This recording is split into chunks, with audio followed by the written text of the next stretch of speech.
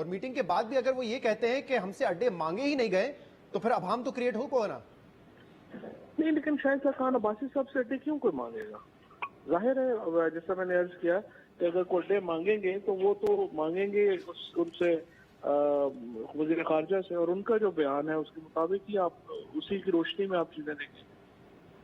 और ये जो ऑल इंक्लूसिव पॉलिसी है कि जो अफगानिस्तान में अवाम फैसला करेगी वही पाकिस्तान को भी मंजूर होगा, पाकिस्तान किसी की साइड नहीं लेगा, तो इस पर अब कितनी गुंजाइश मजीद रह गई है? क्योंकि वजीर आजम इमरान खान तो कह चुके हैं कि जितना हमारे पास लेवरेज था तालिबान का वो हम इस्तेमाल कर चुके हैं, अब वो मजीद मुज़ाकरात करना नहीं चाहते, वो एक पीसफुल सेटलमेंट की तरफ नहीं जाना चाहते या पॉलिटिकल सोल्यूशन की तरफ नहीं जाना चाहते।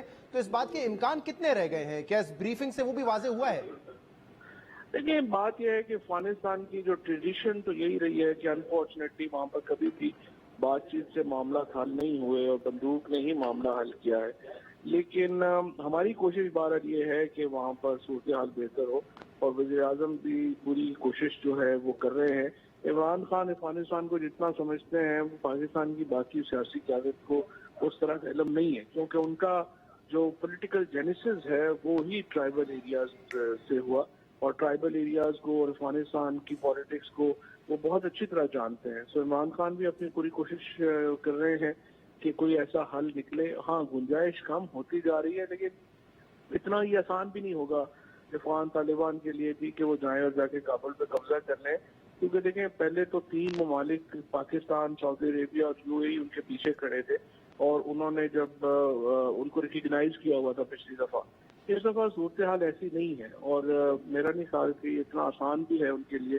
सो लेट्स सी, हम तो पूरी कोशिश कर रहे हैं कि, और फिर ये भी कोई तुक नहीं बनती कि आप एक ऐसा, अगर आप लड़ भड़ के काबुल फतह भी कर लें तो उसके बाद बाकी सारे ग्रुप खड़े होकर फिर आपके खिलाफ लड़ना शुरू कर देंगे, तो फिर आपकी क्या हुकूमत होगी?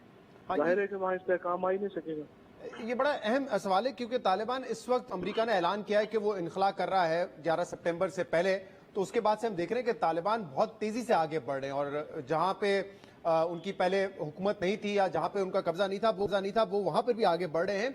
तो इसलिए बड़ा इंपॉर्टेंट सवाल हमारे जराए बताते हैं कि कल मीटिंग में हुआ कि अगर काबुल तक आ जाते हैं, काबुल पर वो बजोरे ताकत काबिज हो जाते हैं, तो फिर पाकिस्तान की क्या पॉलिसी होगी? इस हवाले से कोई क्लैरिटी है क्या फवाद साहब? नहीं जी, देखिए ये तो एक इवॉल्विंग सिचुएशन है, रोज सूरत हाल बदलती है, तो हम उस सूरत हाल पे नजर रखे हुए हैं, और जब ये बात सामने आएगी उस वक्त अपनी जो पॉलिसी है उसका तयन करेंगे। फिलहाल तो हमारी तमाम तर फोकस कंसंट्रेशन यही है कि अफगानिस्तान के अंदर मुख्तलिफ धड़ों में डायलॉग शुरू करवाया जा सके और एक और इंक्लूसिव गवर्नमेंट लाई जा सके। अगर बजोरे ताकत तो रिकग्नाइज करेंगे, क्या रियासत ने इस पर फैसला किया है? देखिए, ये जैसा मैंने आपसे कहा कि इवॉल्विंग सिचुएशन है। हाँ। इस सिचुएशन के ऊपर कोई लंबा चौड़ा कमेंट करना अभी बड़ा प्रीमेच्योर हो। लेकिन फवाद साहब, ये तो बताया जा सकता है ना कि क्या पाकिस्तान के लिए एक थ्रेट होगा, एक रिस्क होगा, कि खदशा है पाकिस्तान को, या पाकिस्तान समझता है कि हमें कोई फर्क नहीं पड़ेगा अगर तालिबान जो है अफगानिस्तान पे और काबुल पर मुकम्मल कंट्रोल पा लेता है? तो नहीं, देखिए हमें तो बड़ा फर्क पड़ेगा। हमें ये फर्क पड़ेगा कि एक तो शिद्दत पसंद जो ताकतें हैं वो पाकिस्तान में भी जोर पकड़ेंगी, और पहले ही अफगान तालिबान के जो लिंक्स हैं टीटीपी के साथ वो बड़े वाजे हैं। तो एक तो अनफॉर्चुनेटली ये जो पाकिस्तान की अंदरूनी हमारी जो स्टेबिलिटी है वो इससे मुतासर होती है, फिर शिद्दत पसंदी में इजाफा होता है, और फिर उसके बाद ये है कि जिस तरह मैंने आपको कहा कि वहाँ पे अफगान तालिबान अगर इलेक्शंस के जरिए नहीं आते हैं तो फिर एक ही या एक मुआहदे के तहत नहीं आते हैं, तो फिर एक ही मतलब है कि वो लड़ बढ़ के आएंगे, और जब लड़ बढ़ के आएंगे तो वहाँ पर बहुत बड़ा एक मुहाजिरीन का सैलाब है जिसको हमें संभालना पड़ेगा। तो हमारे लिए तो ये तमाम जो मामला है वो खसारे का ही है अगर इसमें कुछ सुलह होके और तमाम फवाद साहब, अगर ये खदशा एक थ्रेट है पाकिस्तान के लिए कि तालिबान अब काबुल पर एक काबिज हो जाते हैं, अपनी हुकूमत वहां पे कायम कर लेते हैं, पाकिस्तान के लिए अगर ये थ्रेट है, तो पाकिस्तान इस थ्रेट को रोकने के लिए फिर क्या कर सकता है? हम कहते हैं कि हम किसी और की जंग में नहीं पड़ेंगे, हम अमेरिका को बेसिस नहीं देने चाहते, तो फिर और क्या इसके अलावा ऑल्टरनेटिव हो सकते हैं पाकिस्तान के पास? क्योंकि आप कह रहे हैं कि पाकिस्तान के लिए तो बड़ा थ्रेटनिंग सिचुएशन हो गई है। नहीं, हम तो जो कोशिश ही कर रहे हैं कि डिप्लोमेसी के जरिए अफगानिस्तान के अंदर जो मुख्तलिफ धड़े हैं जिनके ऊपर हमारा लेवरेज है, जिसके ऊपर हमारा असर है, हम उनको इकट्ठा करके एक इंक्लूसिव गवर्नमेंट बनाने की कोशिश कर रहे हैं। हमने पहले अपना लेवरेज इस्तेमाल किया और हमने तालिबान को और अमेरिका को इकट्ठा जो है वो बैठाया। जी। उसके बाद हमने तालिबान को और अफगान हुकूमत को इकट्ठा बैठाया।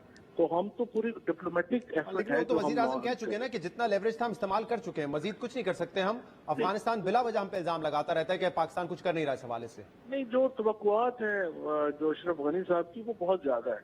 वो वज़ीर आज़म ने वाज़ेह किया है कि हम उनको कंट्रोल नहीं करते। देखिए फर्क ये है, हम अफगानिस्तान के अंदर जो अफगान तालिबान है, हम उनके ग्रोहों को कंट्रोल नहीं करते। हमारा असर उन पे जरूर है, हम उनको कंट्रोल नहीं करते।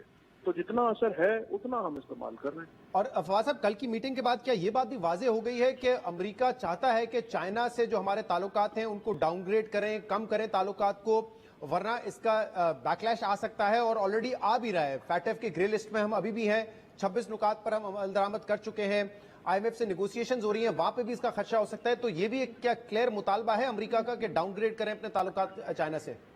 देखिए वो तो खैर क्लियर मुतालबे इस तरह तो जाहिर नहीं होते ना 2+2, लेकिन अगर आप वहाँ का मीडिया देखें, फाइनेंशियल टाइम्स हर दूसरे दिन CPEC के ऊपर खबर देता है, इसी तरह से वॉशिंगटन पोस्ट, और वहाँ पर एक पूरा जो है वो नैरेटिव बनता है।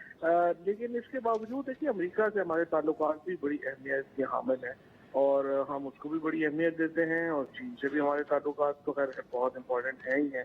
तो हमारी कोशिश तो ये है, जिस वज़ीर आज़म ने न्यूयॉर्क टाइम्स की इंटरव्यू